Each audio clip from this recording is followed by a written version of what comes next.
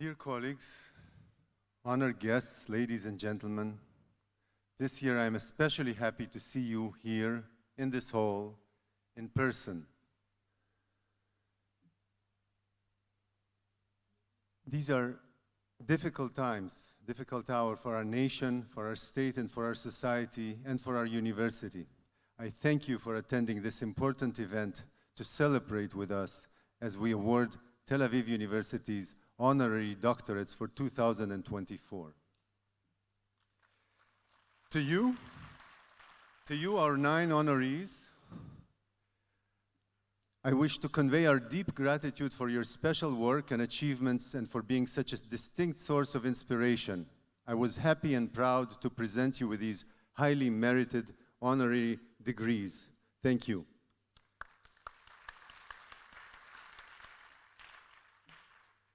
Personally, as I address Tel Aviv University's honorary degrees ceremony for the 4th time, I must say that the occasion is still as moving as ever. This is an opportunity to share with you my outlook on the challenges faced by academia today and in the future, and my thoughts on how they should be addressed.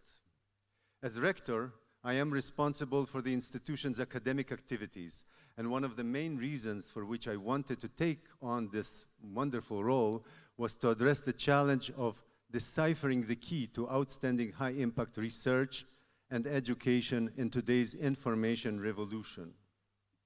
I spoke about it last year, I spoke about this 2 years ago, and I would probably have spoken about this again this year if it weren't for this terrible tragedy that befell us on October 7th and the ensuing events.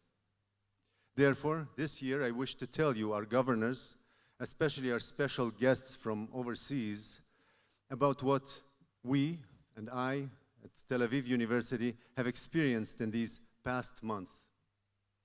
Then, I also want to stress the importance that I attach to the efforts devoted to resuming some form of normalcy and praise our simple daily life.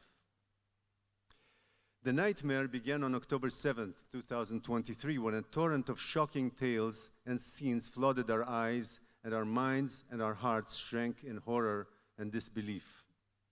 Since that day, throughout the long months of war that is still being fought, my heart has been torn between endless concerns.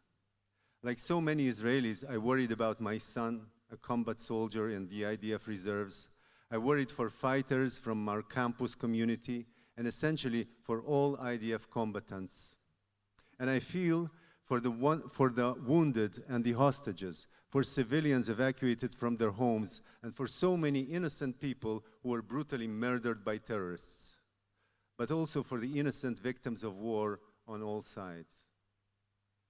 Already on the morning of that dreadful Saturday, we at Tel Aviv University opened a hotline for emotional support. In the following weeks, groups of volunteers from our campus traveled far and wide to support the communities of those who were directly affected by the events. Many of us volunteered to work in agriculture, help evacuees, and similar activities. But our main concern was finding ways to enable our students to continue their studies effectively, despite the war. In particular, we thought about those students who had been called up for reserve duty, no less than 25% of our student community. We began to outline special adaptations and a support program for our reservists, which faculty members provided voluntarily at the expense of their own private time. We did all we could to ease their path without damaging their academic or professional prospects. I do not know what the future holds, but it seems to me that right now we can feel proud and gratified that under such trying circumstances, our students have resumed their studies smoothly with very few hitches, and we have been able to continue all our teaching and research activities almost like in normal times. Normal times. The importance of a peaceful daily routine. This is another matter that I wish to highlight today.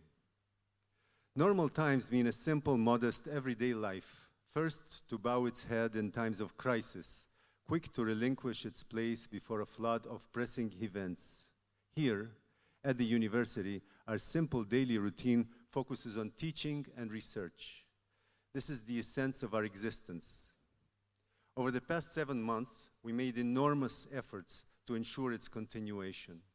To properly appreciate the significance of our simple, everyday life, this normal life of teaching and research, we must remember and appreciate what we do for our society.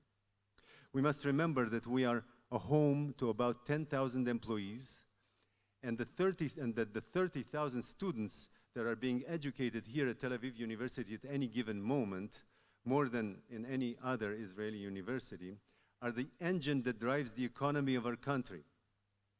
We should appreciate the importance of the fact that due to our simple daily routine, we rank among the world's top 10 universities in entrepreneurship. And we are the only university on that list that is not from the United States. This daily routine is also responsible for the fact that about a quarter of our academic publications appear in the top 10% of scientific journals, and that we rank first in Israel and 11th in the entire world in citations from papers published citation to papers published by our researchers.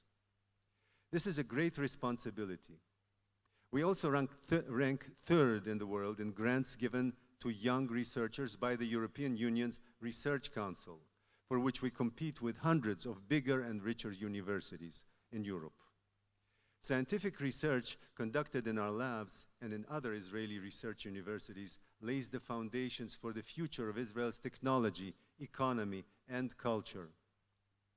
We must remember all of this at all times, not so that we might feel proud and rest on our laurels, but rather to raise our awareness of our great responsibility, of the importance of our routine, everyday work. We have no choice. We cannot halt or falter. We must persist in developing our regular, everyday labors, because, as I said, this is the root of our existence. Every day, as I walk around the campus, I meet our students, see the spark in their eyes, admire their dedication and resilience, and I know that if we work together, if we cooperate with one another with initiative and creativity, we can overcome the challenges of this difficult hour. We can find the peace and quietude we long for. Let this be our contribution to building a just and democratic society, thriving and secure, in a land that is in peace with its neighbors. I wish to end by expressing my hope for the swift return of our hostages from Gaza and the rapid recovery of our injured military and civilians. Thank you so much.